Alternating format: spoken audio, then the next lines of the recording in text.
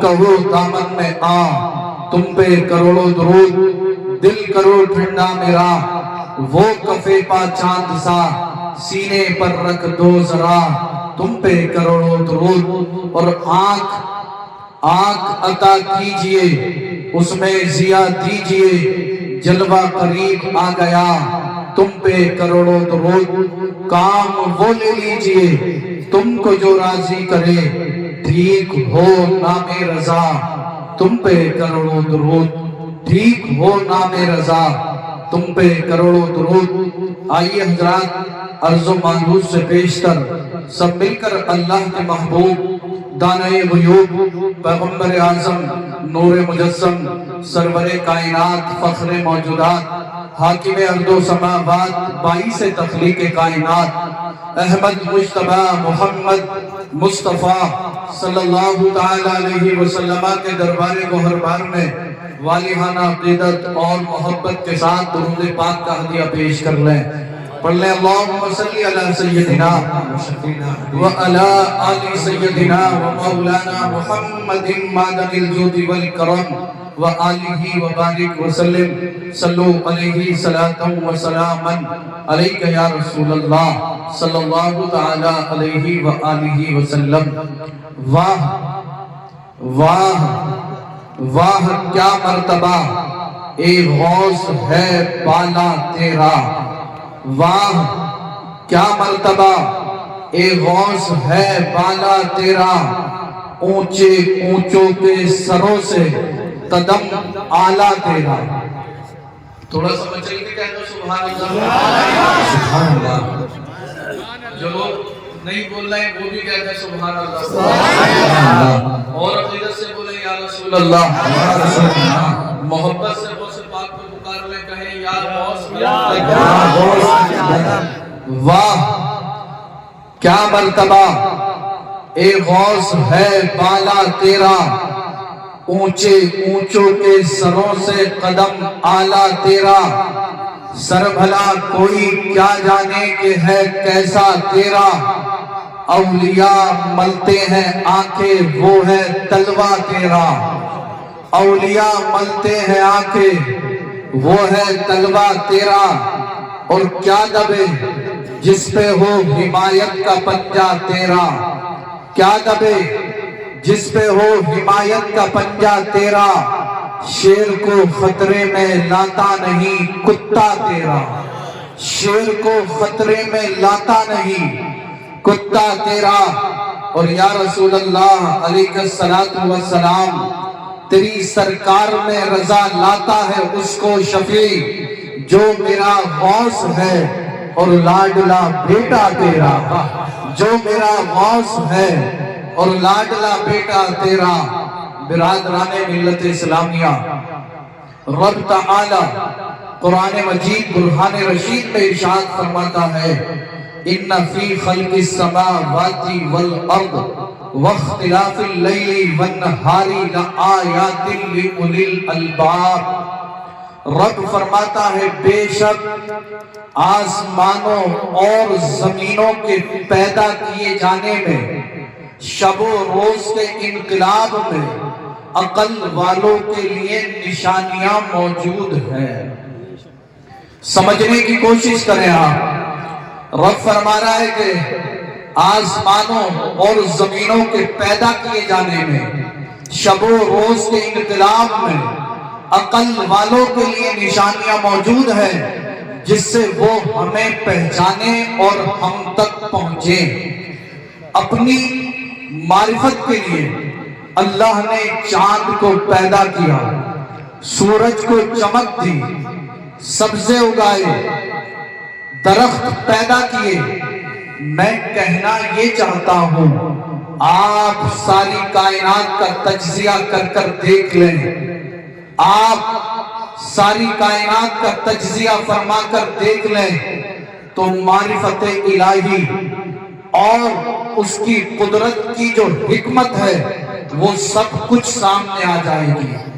مگر اس کے باوجود کتنا بڑا ستم ہے کہ جو چیزیں اللہ نے اپنی معرفت کے لیے پیدا کی، جو چیزیں اللہ کی معرفت کے لیے پیدا ہوئی، جو چیزیں خدا تک پہنچانے کے لیے پیدا ہوئی، انسانوں نے خود انہی چیزوں کو اپنا خدا بنا لیا۔ مثلا پہاڑ خدا تک پہنچانے کے لیے تھے، مگر انسان نے اسی کے سامنے اپنی جبین عبودیت خم کر دی۔ سمندر کی موجیں اللہ کی معرفت اور اس کے قہر و جلال کا اظہار کرنے کے لیے تھی، مگر انسان نے انہیں خود اپنا خدا بنا لیا۔ المختصر، کسی نے درختوں کو اپنا مسجود بنایا، کسی نے جانوروں کو اپنا معبود بنا لیا۔ آپ غور کریں اور مجھے بتلائیں، کیا یہ ساری چیزیں اسی لیے پیدا ہوئی تھی کہ انہیں خدا مانا جائے؟ آپ کہیں گے ہرگز نہیں، ہرگز نہیں، ہرگز نہیں، بلکہ پیدا کرنے والے نے اپنی معرفت کے لیے ان چیزوں کو دلیل بنا کر پیدا کیا۔ اسی لیے تو رب تعالیٰ قرآن مجید میں ارشاد فرماتا ہے ان فی ذالک لآیات لأولی الالباب، اس میں عقل مندوں کے لیے نشانیاں ہیں۔ ایک بات تو واضح ہو گئی قرآن کی اس آیت سے کہ اس کے اندر ہر ایک کے لیے خدا رسی کی دلیل نہیں، ہر ایک کے لیے معرفت الہی کی دلیل نہیں، ہر ایک کے لیے خدا تک پہنچنے کی دلیل نہیں۔ اس میں دلیل ہے عقل اور بصیرت والے لوگوں کے لیے، اس میں دلیل ہے عقل والوں کے لیے۔ اسی طرح کی کتنی آیتیں قرآن حکیم میں موجود ہے کہ رب تعالیٰ نے اپنی قدرت کی دلیلوں کے بعد ارشاد فرمایا ہماری قدرت کی یہ نشانیاں اسی شخص کے لیے مفید ہے جو اپنے اندر قوت تدبر و تأمل رکھتا ہے، جو اپنے اندر قوت فکر رکھتا ہے، جو اپنے اندر قوت ادراک رکھتا ہے۔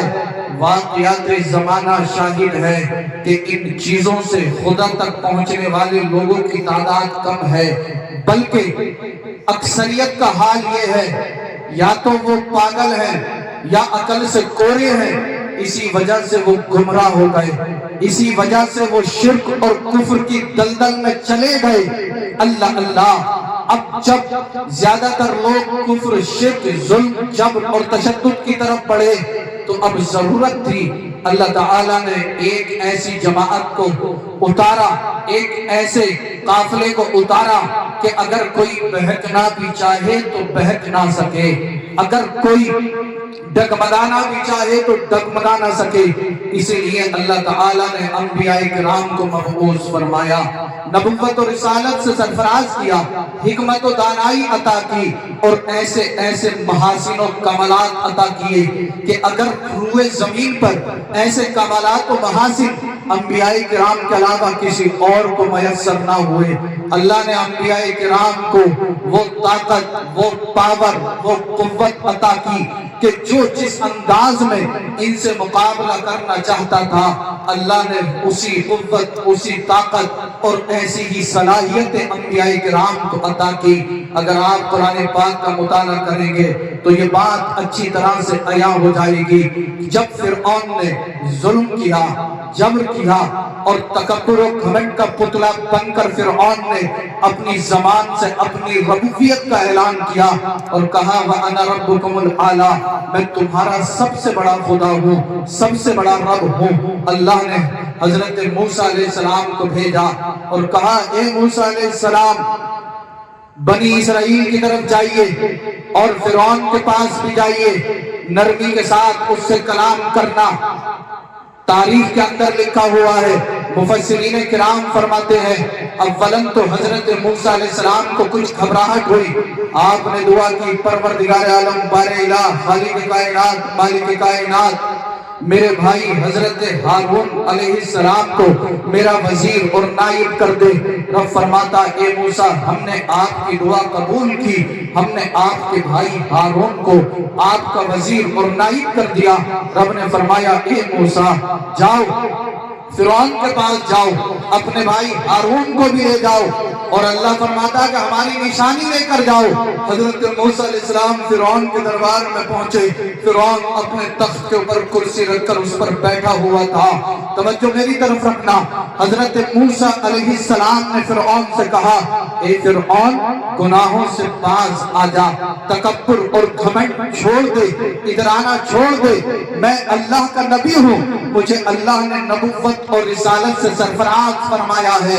فرعون ہنسنے لگا اور کہنے لگا، اے موسیٰ رب تو میں ہوں، خدا تو میں ہوں، میں نے تو تمہیں نبوت نہیں دی۔ موسیٰ علیہ السلام نے فرمایا، اے ظالم تیری کیا اوقات، تیری کیا حیثیت، جو تمام کائنات کا مالک ہے، جس نے تمام کائنات کی تخلیق فرمائی، جو تمام کائنات کا رب ہے، اس نے مجھے نبی بنا کر بھیجا ہے، اس نے مجھے نبوت اور رسالت سے سرفراز فرمایا ہے۔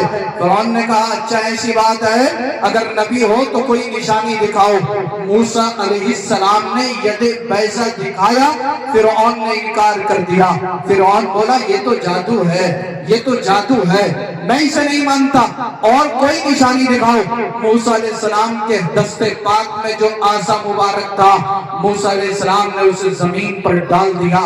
وہ عصا دیکھتے ہی دیکھتے اژدہا بن گیا، فرعون کے تخت کے قریب پہنچا، دیکھتے ہی دیکھتے تخت کے اوپر چڑھ گیا، اور تخت کے اوپر چڑھ کر فرعون کی کرسی کے قریب پہنچا، اور اپنی زبان کو فرعون کی داڑھی کے قریب لپانے لگا۔ اب فرعون کو پسینے چھوٹ گئے۔ فرعون کہہ اٹھا، اے موسیٰ مجھے اس اژدہے سے بچاؤ، اے موسیٰ مجھے اس اژدہے سے بچاؤ، آپ مجھے بتائیں یہ کون ہے، اس کے پاس کتنی طاقت و پاور تھی، لاکھوں کا لشکر اس کے پاس موجود تھا، بے شمار دولت اس کے پاس موجود تھی، گھمنڈ اور تکبر کا پتلا بن کر اپنے آپ کو خدا کہلوانے لگا تھا، مگر نبی کے سامنے اس کی حیثیت کتنی سی ہے۔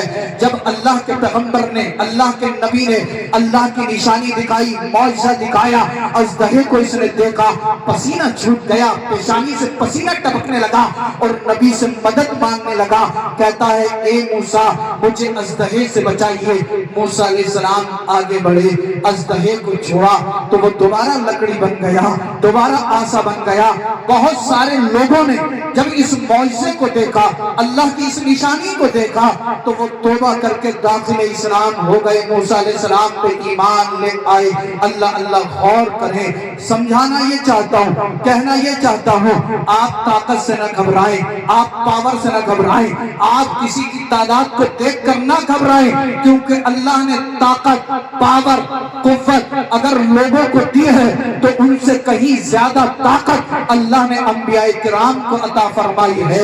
ایک ہی جھٹکے میں فرعون جیسے مکار کی ساری ہیکڑی دھری کی دھری رہ گئی، اور موسیٰ علیہ السلام نے فرعون کو اس کی اوقات دکھا دی۔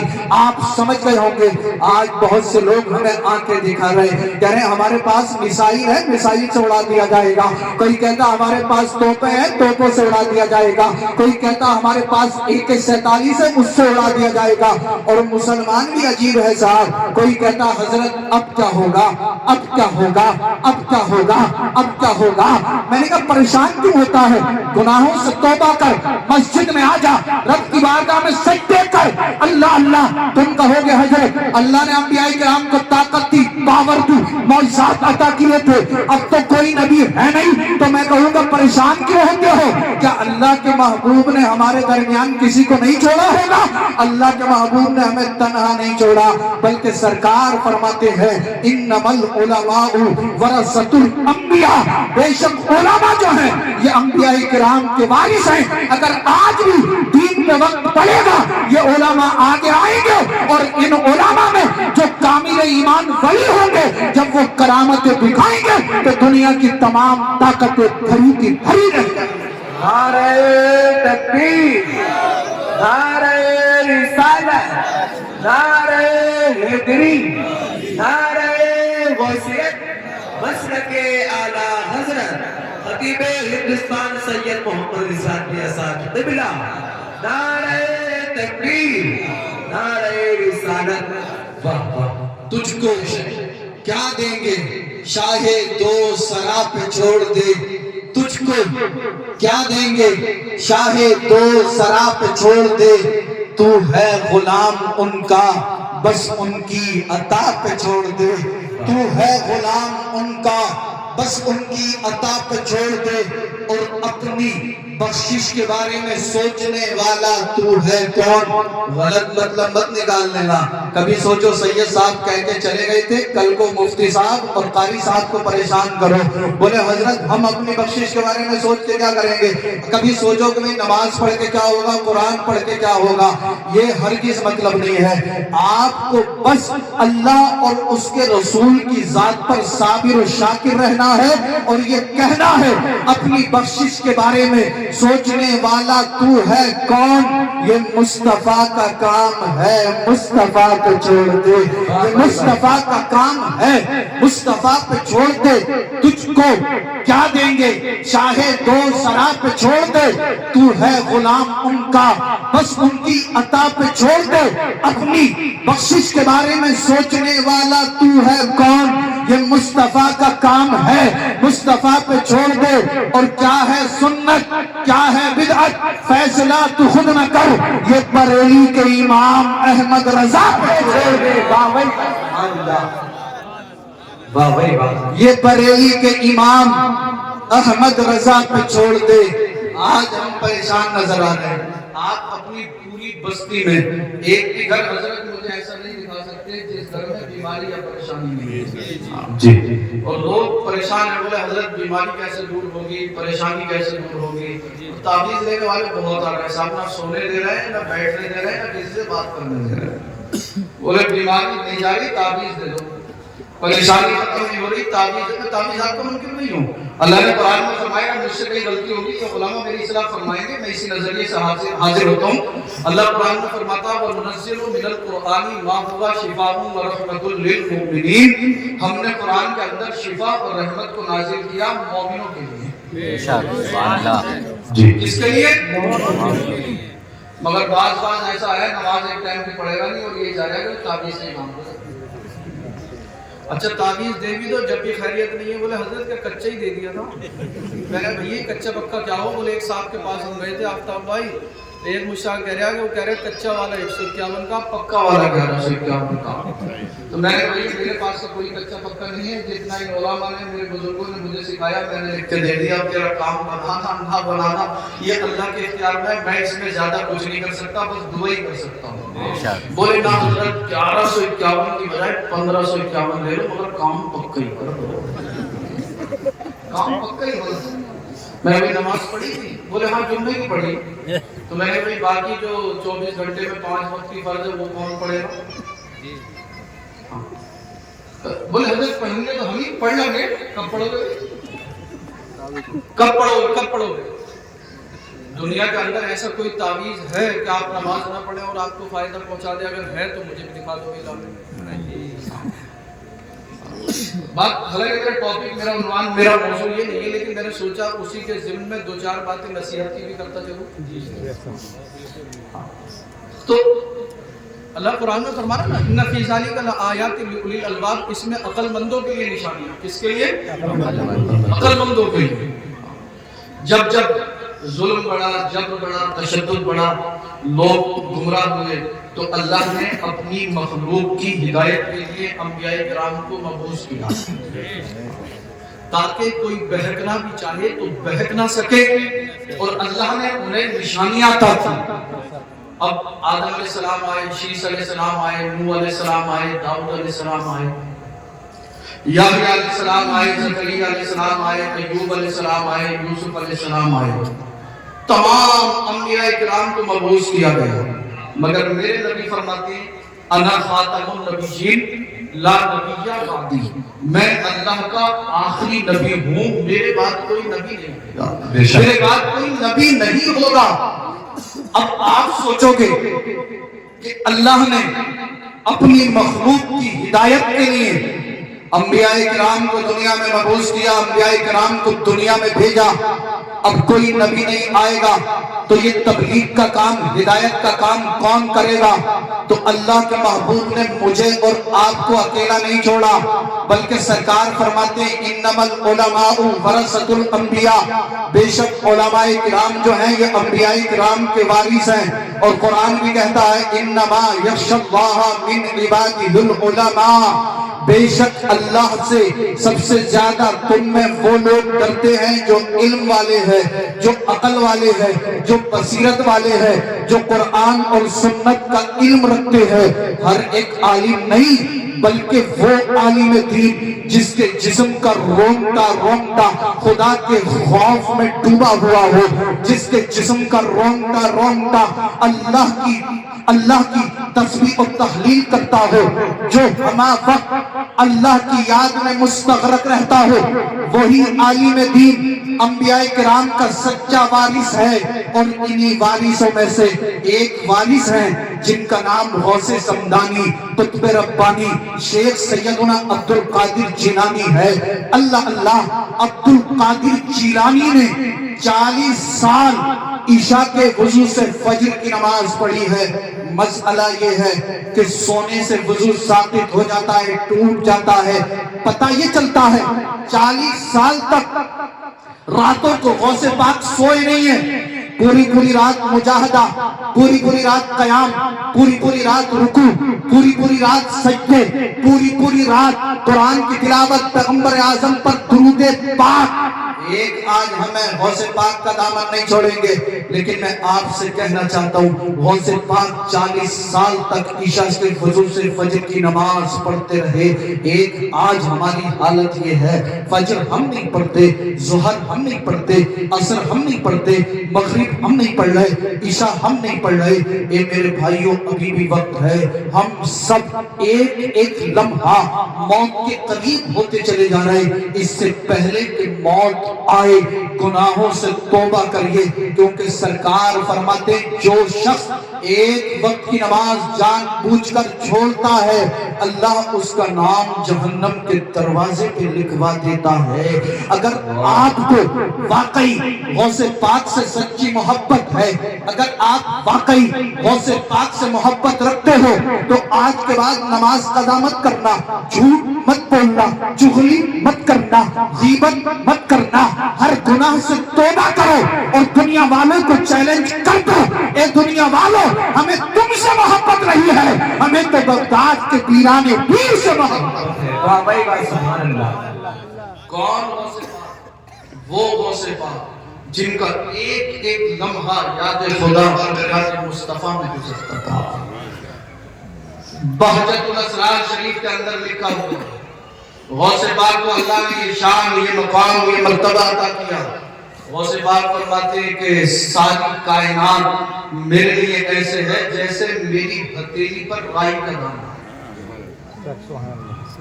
سرکار غوث پاک فرماتے ہیں تم لوگ اپنے گھروں میں جو کام کرتے ہو، یہاں تک کہ جو کھاتے پیتے ہو، وہ بھی مجھ سے پوشیدہ نہیں ہے، چھپا ہوا نہیں ہے۔ آپ کہو گے سید صاحب کوئی دلیل ہے، کوئی پروف ہے، کوئی ثبوت ہے؟ کیونکہ آج اس دنیا میں حضرت طرح کے فتنے ابھر رہے ہیں۔ کوئی کہتا ہے کہ معاذ اللہ نبی کو پیٹ پیچھے کی خبر نہیں، نعوذ باللہ من ذالک۔ کوئی کہہ رہا ہے کہ معاذ اللہ نبی تو ہماری طرح ہے۔ کوئی صحابہ کرام پہ کیچڑ اچھال رہا ہے، تو کوئی کہہ رہا ہے کہ صرف غوث پاک کا ہی ذکر کیوں کرتے ہو؟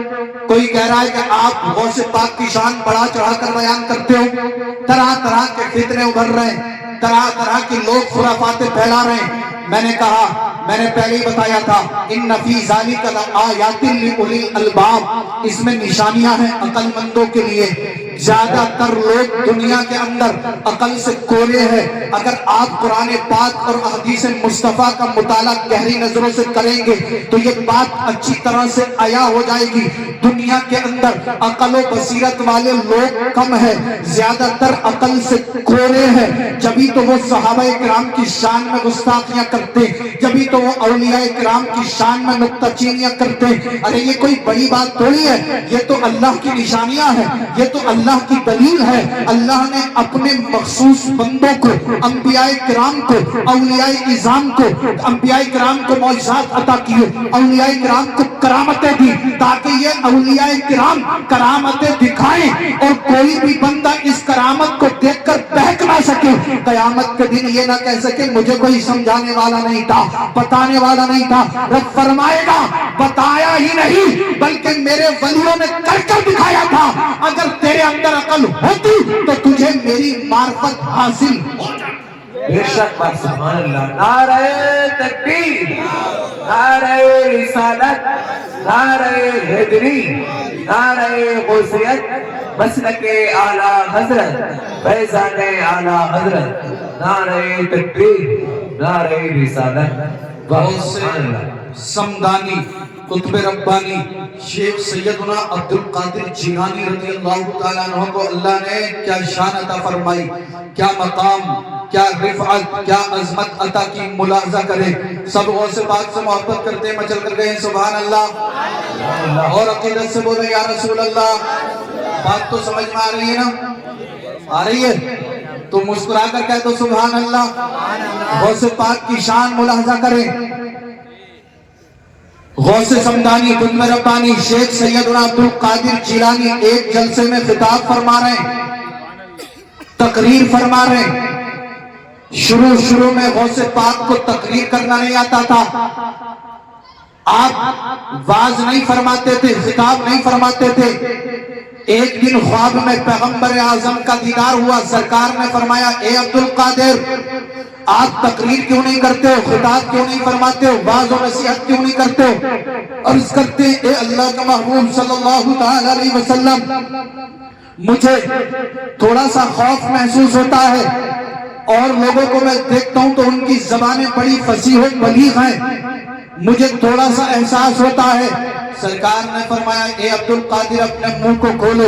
عبد القادر جیلانی نے منہ کو کھولا تو اب میرے اور آپ کے پیغمبر نے اپنے لعاب دہن کو عبد القادر جیلانی کے منہ میں ڈال دیا، سبحان اللہ۔ ایک روز خواب میں مولا کائنات حضرت علی کرم اللہ وجہ الکریم کی زیارت ہوئی، المختصر حضرت علی کرم اللہ وجہ الکریم نے بھی اپنے لعاب دہن کو عبد القادر جیلانی رضی اللہ تعالی عنہ کے منہ میں ڈالا، اللہ اللہ۔ اس کے بعد جب غوث پاک خطاب فرماتے تھے تو اللہ اللہ لوگوں کے دلوں پر ایسا اثر ہوتا تھا کہ مجمع میں سے کئی لاشیں اٹھانی پڑتی تھی، اور غوث پاک کی ایک کرامت یہ تھی کہ لاکھوں کے مجمع میں بنا مائک، بنا مشین، بنا لاؤڈ اسپیکر کے آپ کی آواز پہنچ جاتی تھی۔ جس طرح لاکھوں کے مجمع میں آپ کے قریب والا آپ کی آواز کو سنتا تھا، اسی طرح لاکھوں کے مجمع میں جو سب سے آخر میں ہوتا وہ بھی آپ کی آواز کو سنتا تھا۔ بہجت الاسرار شریف کے اندر لکھا ہوا ہے، غوث پاک رضی اللہ تعالیٰ عنہ ایک جلسے میں خطاب فرما رہے، اللہ اللہ، ہزاروں لوگوں کا ٹھٹ مارتا ہوا مجمع ہے، اسی مجمع میں آپ کے ایک بڑے خاص مرید، آپ کے خلیفہ، اللہ کے ولی شیخ علی بن ہیتی بیٹھے ہوئے ہیں، وہ غوث پاک کی تقریر سن رہے ہیں۔ غوث سمدانی قطب ربانی شیخ سیدنا عبد القادر جیلانی تقریر فرما رہے ہیں، خطاب فرما رہے ہیں۔ اچانک غوث پاک نے اپنی تقریر کو روک دیا، اسٹیج سے نیچے اترے، شیخ علی کے قریب آ کر مؤدبانہ انداز میں کھڑے ہو گئے۔ سامعین حیران ہیں، علماء کرام حیران ہیں، مگر آپ کا جاہ و جلال ایسا تھا کسی کی ہمت و مجال نہ ہوئی جو آپ کو ٹوک دیتا۔ چند منٹ تک آپ اسی طرح شیخ علی کے قریب کھڑے رہے، چند منٹ کے بعد آپ نیچے سے واپس اسٹیج پر تشریف لائے، جہاں سے خطاب کو روکا تھا، تقریر کو روکا تھا، وہیں سے تقریر آگے بڑھا دی۔ اللہ اللہ، خطاب مکمل ہوا، جلسے کا اختتام ہو گیا، سلام ہوا، دعا ہوئی۔ اس کے بعد آپ کے ایک شاگرد نے آپ کے دامن اقدس کو تھام لیا، عرض کرتا ہے اے اللہ کے مقدس ولی عبد القادر جیلانی، آپ کا ایک ایک قدم اللہ کی رضا کے لیے اٹھتا ہے، آپ کے ایک ایک قدم میں ہزار آپ مصلحتیں پوشیدہ ہوتی ہیں۔ اے اللہ کے ولی، عبد القادر جیلانی آج سے پہلے کئی جلسوں میں ہم نے آپ کو خطاب فرماتے ہوئے دیکھا، آج سے پہلے ہم نے آپ کو کئی محفلوں میں خطاب فرماتے ہوئے دیکھا، مگر کبھی بھی ایسا نہ ہوا کہ آپ نے تقریر کو بیچ میں روکا ہو، روک کر اسٹیج سے نیچے آئے ہو اور سامعین کے قریب آ کر مؤدبانہ انداز میں کھڑے ہوئے ہو۔ اے اللہ کے ولی، آج آپ نے اپنے خطاب کو، اپنی تقریر کو، اپنے واعظ کو بیچ میں روکا، شیخ علی کے قریب آ کر مؤدبانہ انداز میں کھڑے ہوئے۔ اس کے اندر کیا مصلحت ہے؟ اس کے اندر کیا حکمت ہے؟ توجہ سے سننا، اگر توجہ سے سنو گے اذہان کو طہارت حاصل ہوگی، توجہ سے سنو گے قلوب کو تسکین حاصل ہوگی، توجہ سے سنو گے انشاءاللہ روح کو بالیدگی حاصل ہوگی۔ جب آپ سے معلوم کیا گیا اے سرکار غوث پاک، اے عبد القادر جیلانی، آج آپ نے تقریر کو بیچ میں روکا، شیخ علی کے قریب آ کر کھڑے ہوئے، اس کے اندر کیا وجہ ہے؟ اس کا سبب کیا ہے؟ اس کا ریزن کیا ہے؟ اس کے اندر مصلحت کیا ہے؟ تو آپ نے فرمایا شیخ علی کو بلایا جائے، شیخ علی کو بلایا جائے۔ شیخ علی کو بلایا گیا، غوث پاک نے فرمایا اے شیخ علی یہ بتاؤ جب آپ ہماری تقریر سن رہے تھے آپ کے ساتھ کیا معاملہ ہوا؟ شیخ علی کہتے ہیں اپنے دل کی تختی پر میرے جملوں کو نوٹ کر لینا۔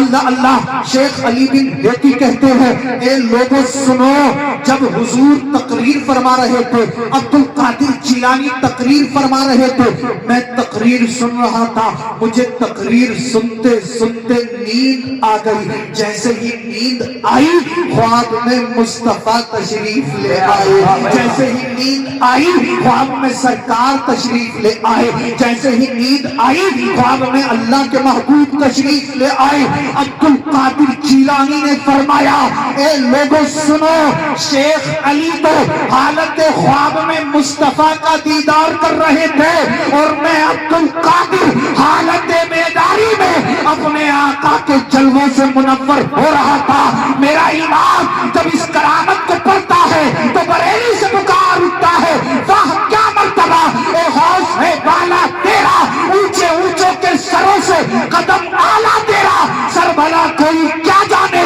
کہ ہے کیسا تیرا، اولیاء ملتے ہیں آ کے وہ ہے تلوا تیرا۔ نعرہ تکبیر، نعرہ رسالت، نعرہ حیدری، نعرہ غوثیت، مسلک اعلیٰ حضرت، فیضان اعلیٰ حضرت، نعرہ تکبیر، نعرہ رسالت۔ واہ بہت خوب، واہ کیا مرتبہ، اے غوث ہے بالا تیرا، اونچے اونچوں کے سروں سے قدم آلہ تیرا، سربلا کوئی کیا جانے کہ ہے کیسا تیرا، اولیاء ملتے ہیں آکے وہ ہے تلوا تیرا۔ سب غوث پاک سے محبت کرتے ہیں، ہاتھ اٹھا کر بتائیں کون کون غوث پاک سے محبت کرتا ہے؟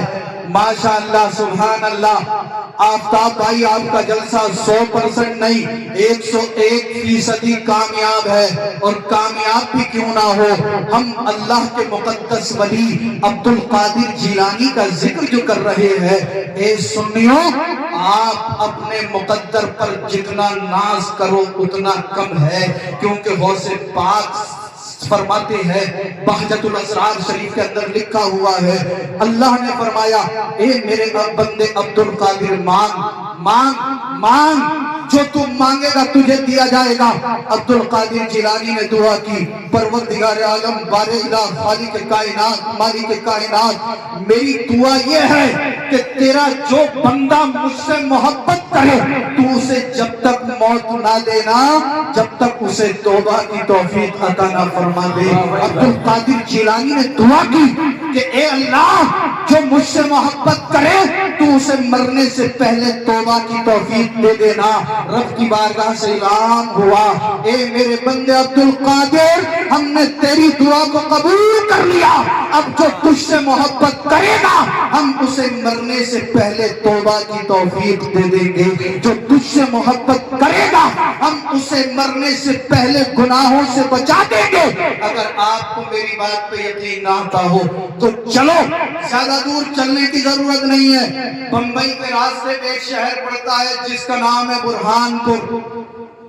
برہان پور میں الحمدللہ سب اہل سنت والجماعت کے لوگ، اور وہ لوگ ہر مہینے کی 11 تاریخ کو سرکار غوث پاک کے نام سے لوگوں کو کھانا کھلاتے ہیں، سبحان اللہ، لنگر لٹاتے ہیں، لنگر کرتے ہیں۔ تاریخ کے اندر لکھا ہوا ہے اور برہان پور کے لوگ بتاتے ہیں۔ حالانکہ میں علماء کرام کی بارگاہ میں معذرت کے ساتھ عرض کرنا چاہتا ہوں، یہ واقعہ میں نے کہیں پڑھا نہیں ہے، بلکہ برہان پور کے لوگوں نے مجھے بتایا۔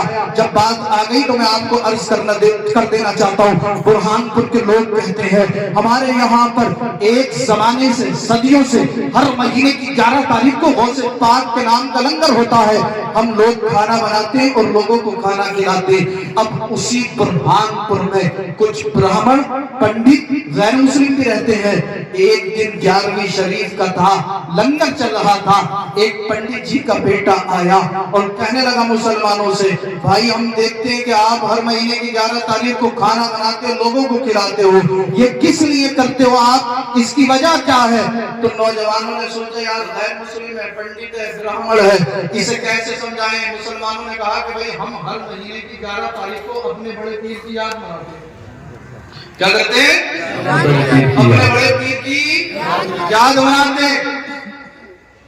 وہ پنڈت جی کا بیٹا بولا کہ بھئی آپ یاد مناتے ہو، اس یاد منانے سے کیا فائدہ؟ مسلمان جلال میں آئے، بولے یہ مت پوچھ کیا فائدہ، بلکہ یہ پوچھ اس سے فائدہ کیا نہیں؟ بولا اچھا اگر میں بھی آپ کے بڑے پیر سے محبت کروں تو کیا مجھے بھی فائدہ ملے گا؟ کچھ لوگ بڑے عقل مند تھے، انہوں نے کہا اللہ کی رحمت کے خزانوں میں کوئی کمی تھوڑی ہے، تو بھی آزما کے دیکھ۔ اب اس برہمن کے بیٹے کو، پنڈت جی کے بیٹے کو غوث پاک سے محبت ہونے لگی۔ اس نے 11 تاریخ کو غوث پاک کے نام سے کچھ لوگوں کو کھانا کھلایا۔ اس نے کھانا کھلایا، اللہ نے اس کے کاروبار میں برکت دے دی، برکت ہوئی۔ لوگ کہتے اب یہ جب تک جیا ہر مہینے کی 11 تاریخ کو غوث پاک کا لنگر کرتا رہا، ہر مہینے کی 11 تاریخ کو غوث پاک کے نام سے لوگوں کو کھانا کھلاتا رہا۔ اچانک چند سال گزرے تھے، بیمار ہوا، موت آ گئی، مر گیا، انتقال ہو گیا۔ پنڈت جی کا بیٹا تھا، برہمن تھا، غیر مسلم تھا، اس کے گھر والوں نے اپنے مذہب کے مطابق اس کے کریا کرم کا انتظام کیا اور اس کی چتا اور ارتی تیار کی گئی۔ اس کی ارتی کو اٹھا کر شمشان گھاٹ لے جایا گیا، شمشان گھاٹ میں چتا تیار تھی۔ جب چتا پر اس پنڈت کے بیٹے کی لاشے کو رکھا گیا، اس کے باپ نے جب اس کی چتا میں آگ جلائی تو اب آگ نہیں جلتی، مچل کے کہتے ہیں سبحان اللہ۔ پورا برہان پور شاہد ہے، لوگ کہتے ہیں کافی ساری کوششیں کی گئی مگر اس کی چتا میں آگ نہ لگی۔ تو جو اس علاقے کے سب سے بڑے پنڈت جی تھے انہیں بلایا گیا، پنڈت جی سے کہا گیا کہ عجیب معاملہ ہے، ایک نوجوان ہے، اس کے لاشے کو آگ نہیں جلا رہی ہے۔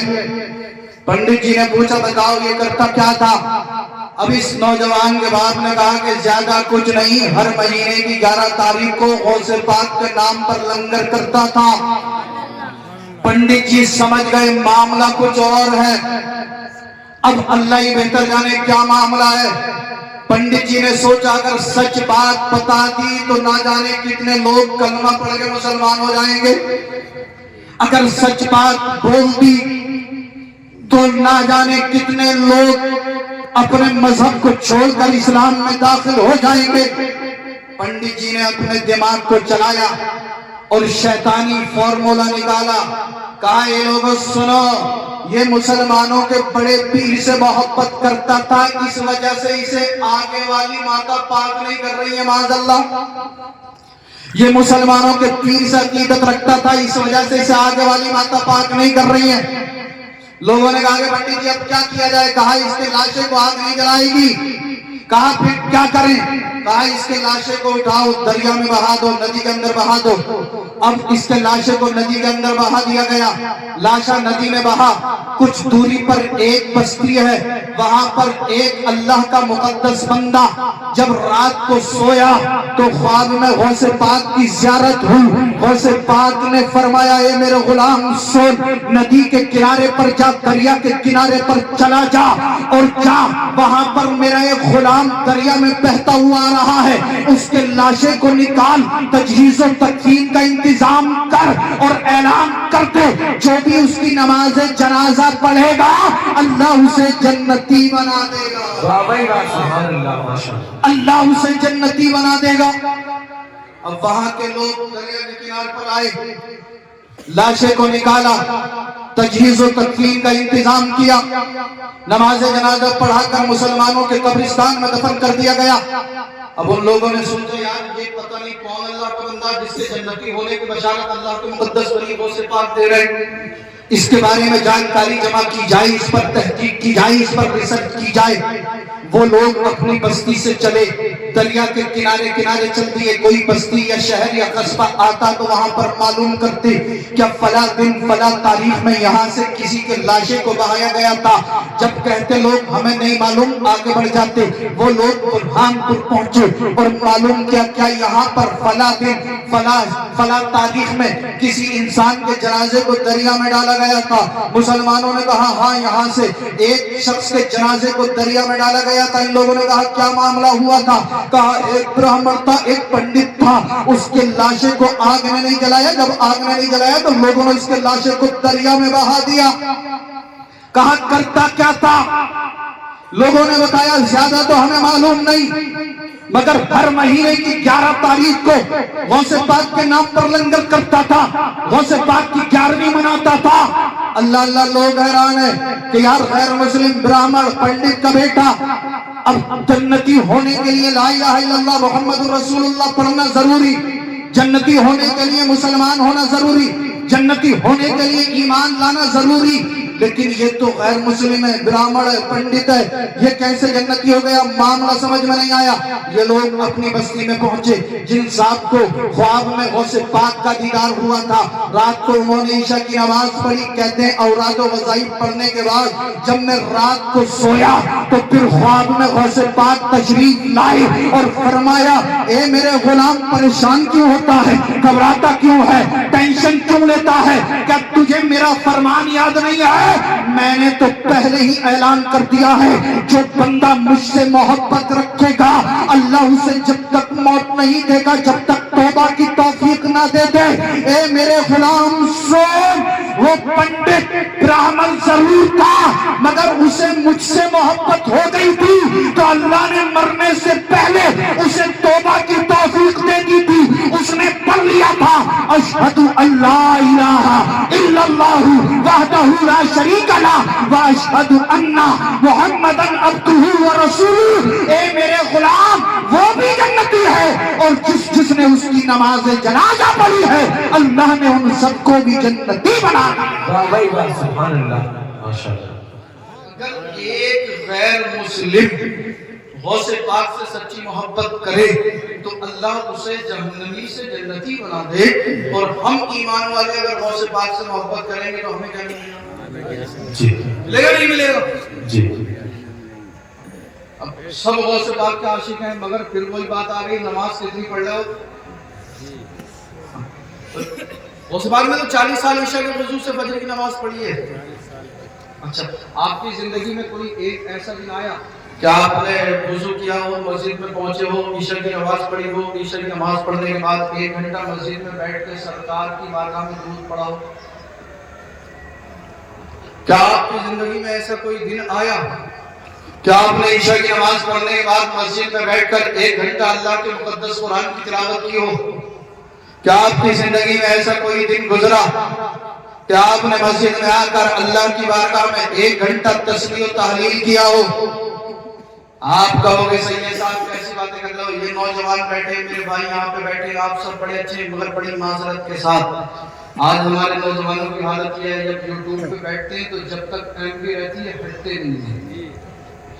فیس بک پہ ویڈیو دیکھنے میں آئے تو جب تک ایم بی چلے گی دیکھتا رہے گا، اور کچھ نوجوان تو ایسے ہیں اگر ایم بی ختم ہو گئی تو 12 بجے کا انتظار کرے گا، کب 12 بجے کب ایم بی میرے فون میں آئے اور میں گوگل پہ سرچ مار کے اشلیل ویڈیو دیکھوں۔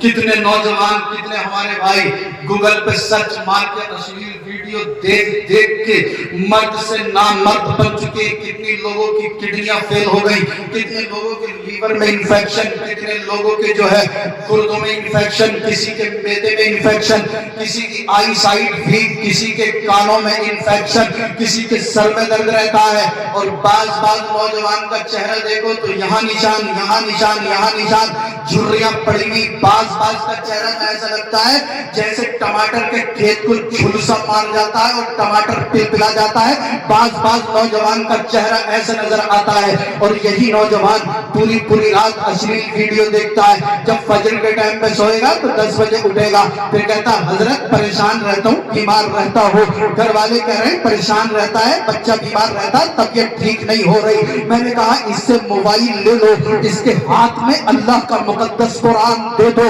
تیرا بچہ جب قرآن کی تلاوت کرے گا دل میں ایمانی طاقت پیدا ہوگی، تیرا بچہ قرآن کی تلاوت کرے گا اللہ کی رحمتوں کا نزول ہوگا، تیرا بچہ قرآن کی تلاوت کرے گا اللہ بیماری سے شفا دے دے گا۔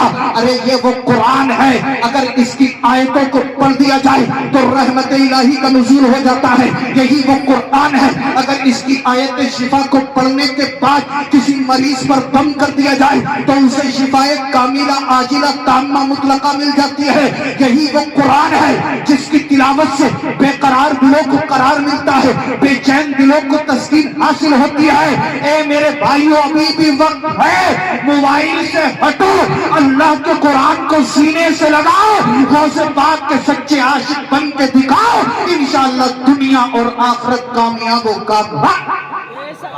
بے شک سبحان اللہ انشاءاللہ۔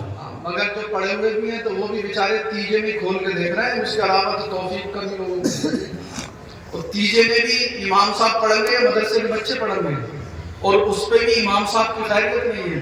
اگر کسی ایک تیجے میں امام صاحب نہ ہوئے، گھر چلے گئے یا کوئی بچہ بیمار ہوا یا ماں باپ بیمار ہوئے تو بولے ہم تو جب بھی آئے ہیں امام صاحب ملتے ہی نا، بولے تو ملتے ہی نا، 50 بار اس کے گھر چلے گئے وہ فاتحہ لگانے کے لیے، نیاز لگانے کے لیے، 50 بار یہ اپنے کام سے لے گیا، اور ایک بار امام صاحب نہیں گئے اس کے گھر فاتحہ میں تو بولے بھائی انہیں بڑی روٹیاں لگ رہی ہیں ننگلی کی، ان کا بھی حساب کتاب کرنا ہی پڑے گا۔ میں نے کہا بیٹے تو کیا امام صاحب کا حساب کتاب کرے گا، جس دن ملک الموت آئیں گے تو ہی زمین پر لیٹا پڑا ہوگا، پھر تجھے پتہ چلے گا کہ حساب کتاب ہوتا کیسے، پھر تیرا ایسا حساب لگایا جائے گا، ایسا حساب لگایا جائے گا، جب قبر میں جائے گا تو دائیں سائڈ کی پسلیاں بائیں سائڈ کی اور بائیں سائڈ کی پسلیاں دائیں کی سائڈ، جسے دیکھو تو مولوی کی برائی کرتے آپ زیادہ تر۔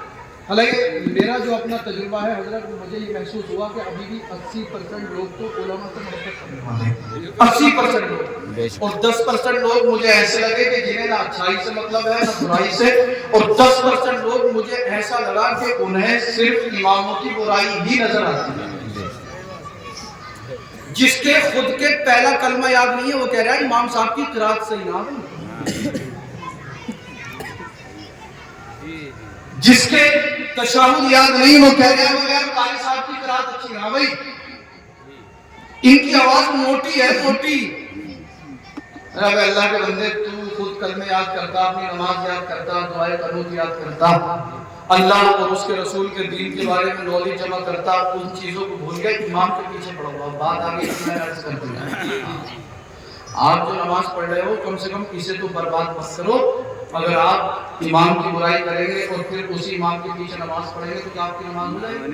نہیں۔ اچھا معلوم ہے حضرت مسئلہ ہی نہیں، بہت اچھا لوگ ہیں، مسئلہ معلوم ہے مگر پھر بھی چل جاؤ۔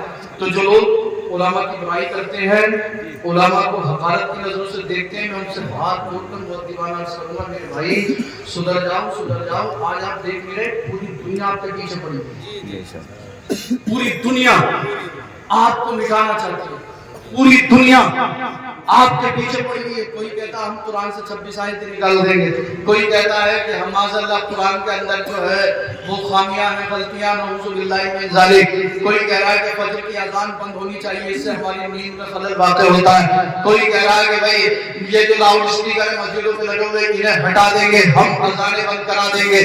کوئی کہہ رہا ہے ہم مسلمانوں کو گھر واپسی کرا دیں گے. کتنے مسلمان جو ہیں بیچارے وہ موب لنچنگ کا شکار ہو گئے, کتنے مسلمانوں کو ٹارگیٹ کیا گیا, کتنے مسلمانوں کو مارا گیا, اور آج طرح طرح کے فتنے ابھر رہے ہیں. آپ دیکھ رہے ہو ایک ظالم, ایک بدبخت رام گیری نام کا غنڈا ظالم آتنکوادی جس نے میرے اور آپ کے پیغمبر کو گالیاں دی, جس نے سیدہ طیبہ طاہرہ زاہدہ عابدہ راکعہ عائشہ صدیقہ رضی اللہ تعالیٰ عنہ کی شان میں گستاخیاں کی, اس ظالم نے معاذ اللہ پیغمبر اعظم کو گالیاں دی. وہ یہ سمجھ رہا تھا میں پیغمبر اعظم کو گالیاں دوں گا مسلمان نبی کا کلمہ پڑھنا چھوڑ دے گا. وہ یہ سمجھ رہا تھا میں پیغمبر اعظم کی شان میں بکواس کروں گا مسلمان نبی کا دامن چھوڑ دے گا. اس ظالم کو کیا پتا, اے ظالم, اے بدبخت, تو یہ سمجھ رہا ہے کہ تو نبی کی شان میں بھونکے گا تو مسلمان نبی کے دامن کو چھوڑ دے گا. تو نبی کی شان کو کیا سمجھے گا, تو نبی کی عظمت کو کیا سمجھے گا.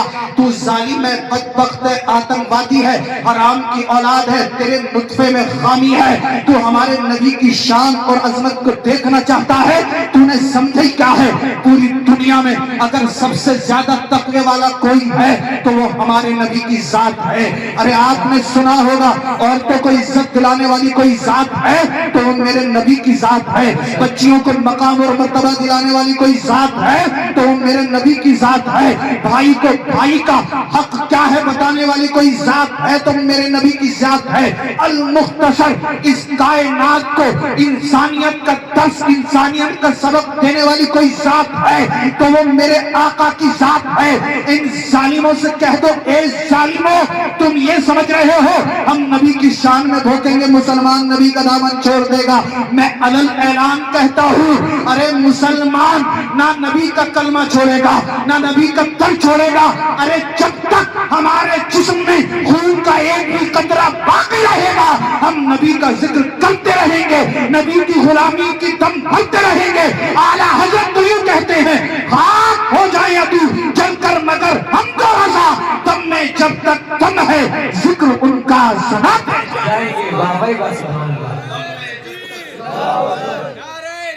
یا رسول اللہ, ذکر ان کا سناتے جائیں گے. اگر آپ مجھے بتائیں اس ظالم نے پھر ایک وہ بدبخت ہے یہاں کا ڈانسنا کا کتا, وہ ظالم, وہ منحوس, وہ لعین جسے اپنے باپ کا پتہ نہیں وہ ہمارے نبی کی شان میں گستاخیاں کر رہا. مگر میں آپ سے کہنا ہی چاہتا ہوں, میں نے ذکر اس لیے کر دیا ہمارے نبی کو لوگ معاذ اللہ گالیاں دے رہے ہیں, ٹارگیٹ کر رہے ہیں کہ آپ کو اتنی توفیق ہوئی مسجد میں جاتے نماز پڑھتے ان ظالموں کے لیے بد دعا کرتے. آپ کے باپ کو کوئی گالی دے دے تو آپ لٹ لا کے اس کا سر پھوڑ دیں گے. لیکن یاد رکھنا باپ سے زیادہ, ماں سے زیادہ, دنیا کی ہر چیز سے زیادہ جب تک پیغمبر اعظم سے محبت نہیں ہوگی آپ کامل ایمان مومن نہیں بن سکتے. میرے بھائیو اب وقت آ گیا, عمل کے میدان میں آئیں, اپنی زندگی کے اندر انقلاب لائیں. جو نماز نہیں پڑھتا نماز 5 با جماعت ادا کرے, جو چہرے پہ داڑھی نہیں رکھتا وہ داڑھی رکھ لے, جو جس طرح کا گناہ کر رہا ہے وہ گناہ سے توبہ کرے. اور دنیا والوں کو یہ بتا دے, اے دنیا والوں ہمیں کمزور سمجھنے کی غلطی مت کرنا, ہمیں لاواری سمجھنے کی غلطی مت کرنا, ہمیں غریب مت سمجھنا. ارے تم کیا سمجھو گے, تمہارے پاس دولت ہے تمہاری دولت تمہیں مبارک ہو, تمہارے پاس طاقت ہے تمہاری طاقت تمہیں مبارک ہو. ارے یار آپ نہیں سمجھے, بالکل آسان کیے دیتا ہوں, سنو اور نوٹ کرو. اس دنیا کے اندر کسی بھی امیر کو بچانے کے لیے کوئی امیر نواز نہیں ہے, مگر الحمدللہ اسی ہندوستان کی دھرتی پر ہم غریبوں کو بچانے کے لیے غریب نواز موجود ہے. بابائی بات سبحان اللہ. ماشاء اللہ. آپ کو ڈر ہے پھر رہے ہیں डर रहे हैं, परेशान हो रहे हैं, अब क्या होगा, अब क्या होगा, क्यों कर रहे हो?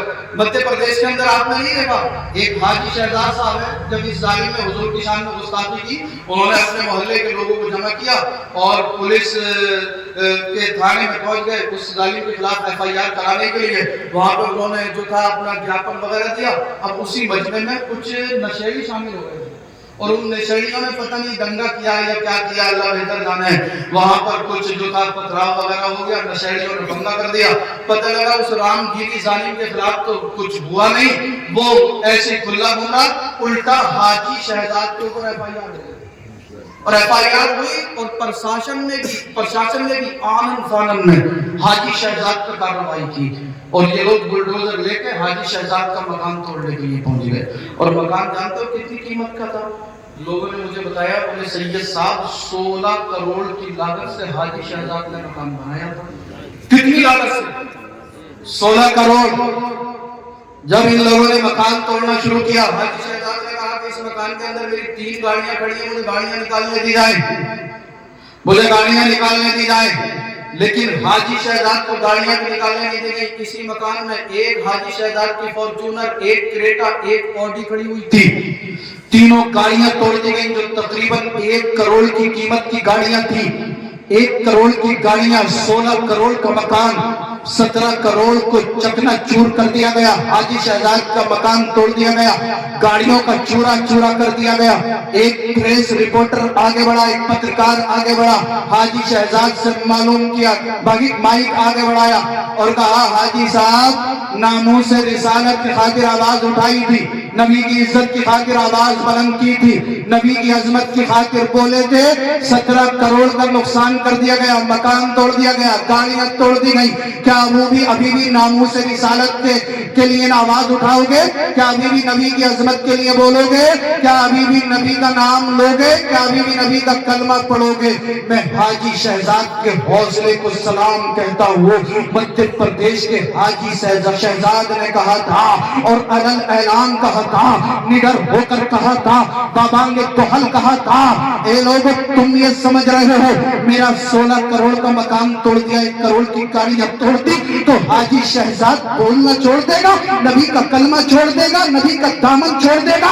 हाजी शहजाद ने कहा था, ये तो 17 करोड़ की बात है, अगर आप मेरे जिस्म की पोटी पोटी कर दोगे, जब भी मैं नबी का कलमा पढ़ता रहूंगा, इन जालिमों को बता दो, मैं कहता हूं सिर्फ हाजी शहजाद नहीं, मुसलमान का एक एक बच्चा ये कह रहा है, अगर हमारे गले काटोगे गले कटवा लेंगे, मकान तोड़ोगे बर्दाश्त कर लेंगे, हमारी जानों के साथ खेलोगे बर्दाश्त कर लेंगे, मगर नबी की अजमत पे बोलोगे बर्दाश्त नहीं करेंगे, नबी की इज्जत पे हर्फ उठाओगे बर्दाश्त नहीं करेंगे।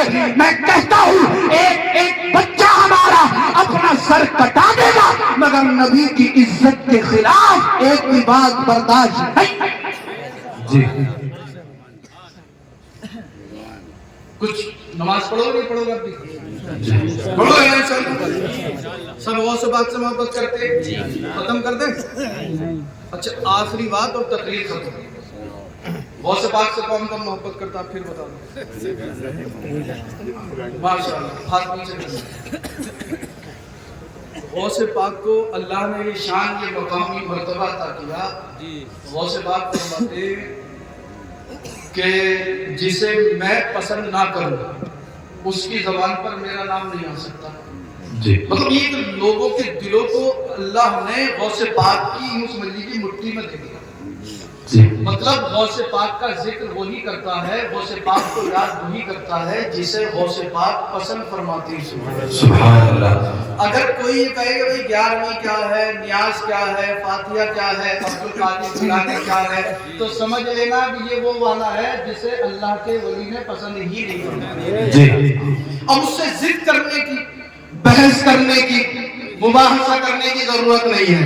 अगर उसे कोई दलील चाहिए तो ये हमारे उलमा बैठे, इनके पास ले आना, ये उसे ऐसा समझाएंगे कि दोबारा वो बोलने के काबिल नहीं है। गौसे पाक को अल्लाह ने शान, ये मकाम, ये मर्तबा अता किया। अगर ईमान की हालत में कोई गौसे पाक के चेहरे को देख ले तो वो जन्नती हो जाता है। بغداد کے ایک راستے سے غوث پاک گزر رہے تھے، چلتے چلے گئے، ایک وسیع عریض میدان، اس میں ہزاروں لوگوں کا ٹھاٹھے مارتا ہوا مجمع۔ غوث پاک مجمع کے قریب گئے اور کہا کہ اتنے سارے لوگ یہاں پر کس لیے جمع ہوئے ہیں؟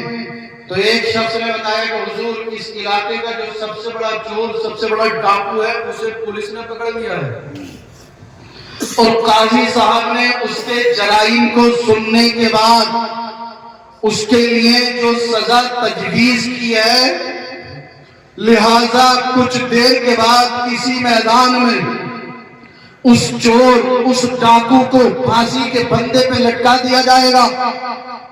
غوث پاک نے فرمایا وہ چور، وہ ڈاکو کدھر ہے؟ اشارہ کیا حضور فلاں طرف ہے۔ غوث پاک مجمع کو چیرتے ہوئے اس ڈاکو کے قریب تشریف لے گئے۔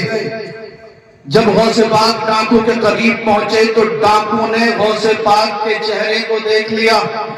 جیسے ہی اس ڈاکو، اس چور کی نگاہ غوث پاک کے چہرے پہ پڑی، آنکھوں سے آنسو ٹپکنے لگے، آنکھوں سے آنسو گرنے لگے۔ غوث پاک پلٹ کر واپس آ گئے۔ کچھ دیر کے بعد حکم ہوا، لاش پھانسی کے پھندے پہ جھول گئی۔ اللہ اللہ، دفن کر دیا گیا، دفن کر دیا گیا۔ اب جن قاضی صاحب نے اسے پھانسی کی سزا سنائی تھی، جب رات کو یہ سوئے تو خواب میں یہی ڈاکو آ گیا۔ قاضی صاحب نے، مفتی صاحب نے کہا اے بھائی یہ بتا، مرنے کے بعد رب تعالیٰ نے تیرے ساتھ قبر میں کیا معاملہ فرمایا؟ یہ ڈاکو بولتا ہے قاضی صاحب اللہ کا فضل و کرم ہے، اللہ نے میری قبر کو جنت کی کیاری بنا دیا۔ اللہ کا کرم ہے، فضل احسان ہے، اللہ نے میری قبر کو جنت کی کیاری بنا دیا۔ جب قاضی صاحب نے اتنا سنا، خواب میں ہی مچل گئے اور کہنے لگے تیرے جرائم کو سننے کے بعد میں نے جو فتویٰ تیار کیا تھا، کیا اس میں مجھ سے کوئی لغزش ہو گئی، کوئی خطا ہو گئی؟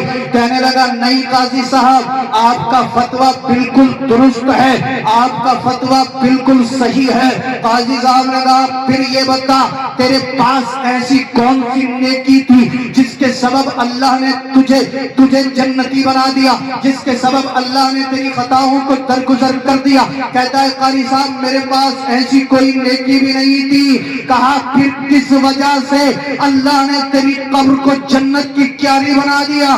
کہنے لگا قاضی صاحب سنیے، قریب تھا کہ مجھے پھانسی کے تختے پہ کھڑا کر کر پھانسی کا پھندا میرے گلے میں لٹکا دیا جاتا، اس سے پہلے مجمع کو چیر کر اللہ کے مقدس ولی عبد القادر جیلانی تشریف لائے تھے۔ میری نظر عبد القادر جیلانی کے چہرے پر پڑی تو آپ کی جبین کا تقدس دیکھ کر میری آنکھوں میں آنسو آ گئے، میری آنکھوں سے اشک بہنے لگے، میں رونے لگا۔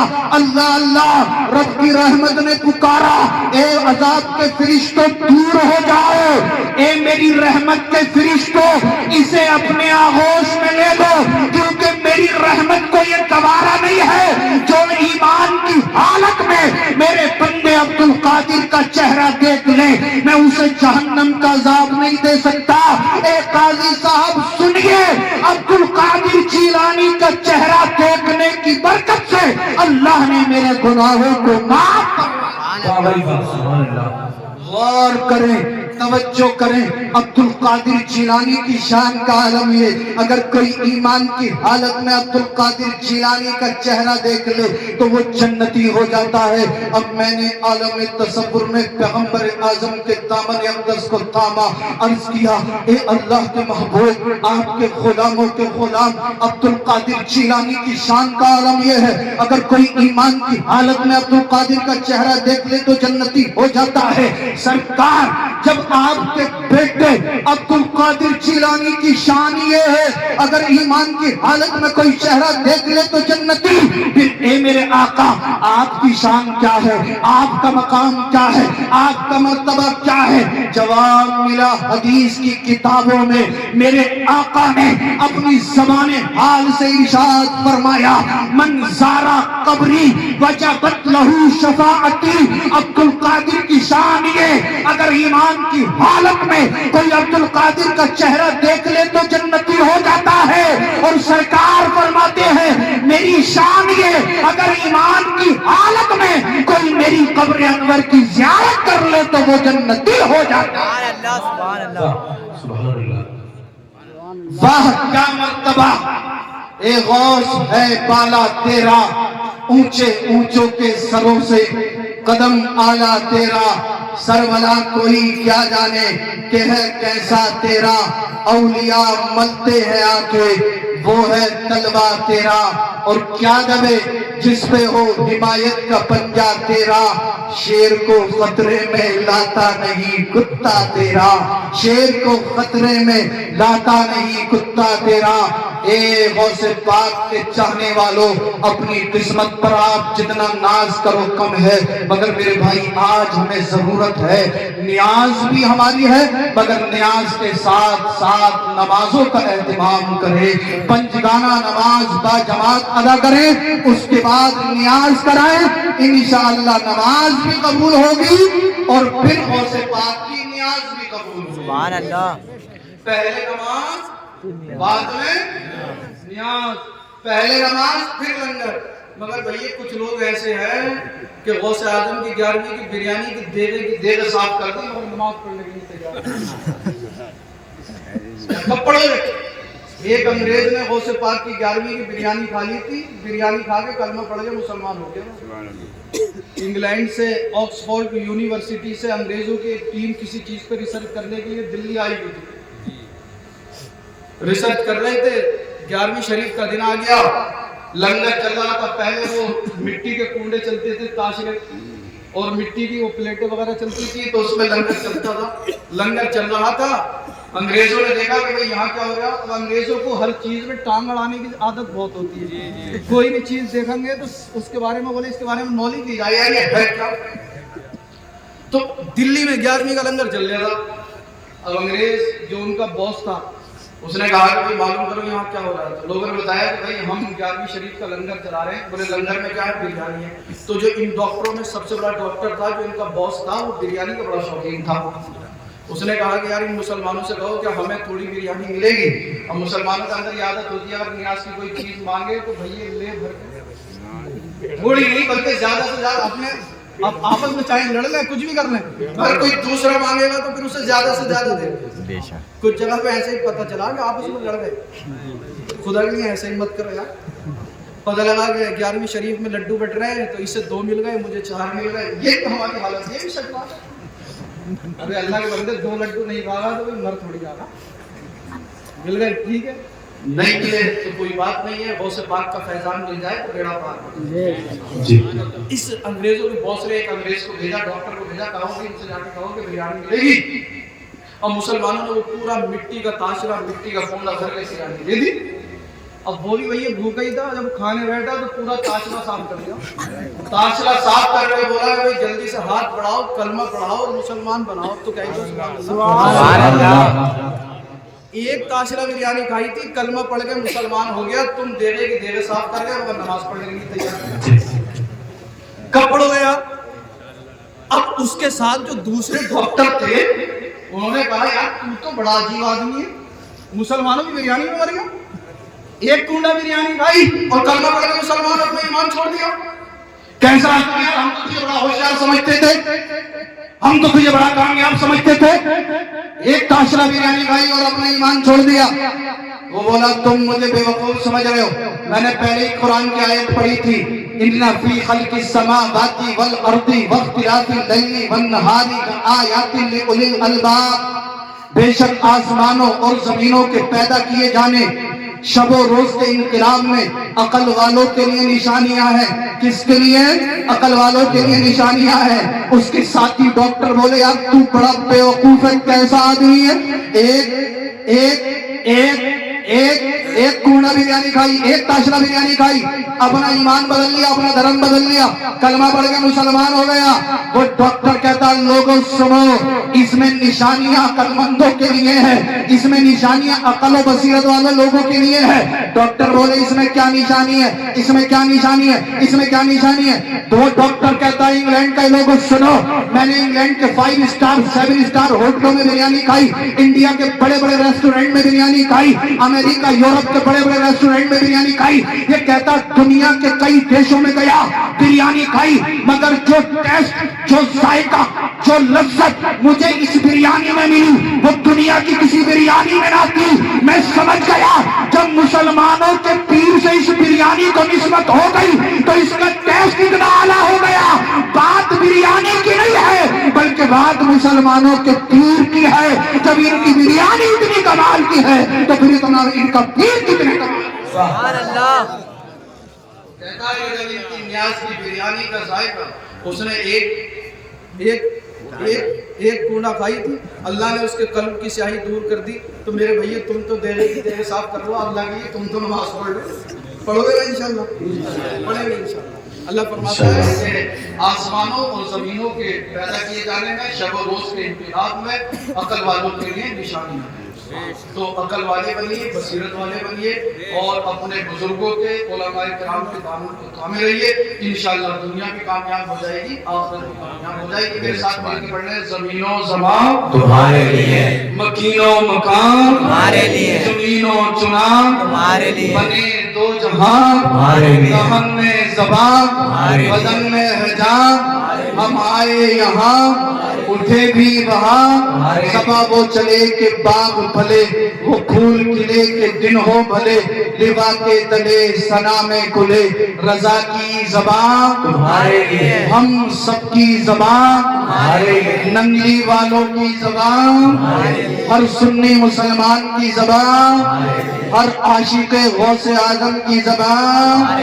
واہ کیا مرتبہ اے غوث ہے بالا تیرا، اونچے اونچوں کے سروں سے قدم آلہ تیرا، سربلا کوئی کیا جانے کہ ہے کیسا تیرا، اولیاء ملتے ہیں آنکھیں وہ ہے تلوہ تیرا، اور کیا دبے جس پہ ہو حمایت کا پنجہ تیرا، شیر کو خطرے میں لاتا نہیں کتا تیرا، تیری سرکار میں رضا لاتا ہے اس کو شفیع جو میرا غوث ہے اور لاڈلا بیٹا تیرا۔ چلتے چلتے میرے ساتھ پڑھ لیں، خدا کے فضل سے ہم پر ہے سایہ غوث اعظم کا، ہمیں دونوں جہاں میں ہے سہارا غوث اعظم کا، عزیزوں کر چکو تیار جب میرے جنازے کو تو لکھ دینا کفن پر نام والا غوث اعظم کا۔ گئے ایک وقت میں 70 مریدوں کے یہاں آقا، سمجھ میں آ نہیں سکتا معمہ غوث اعظم کا، استغفر اللہ الذی لا الہ الا هو الحی القیوم واتوب الیہ، لا الہ الا اللہ محمد رسول اللہ صلی اللہ علیہ وسلم۔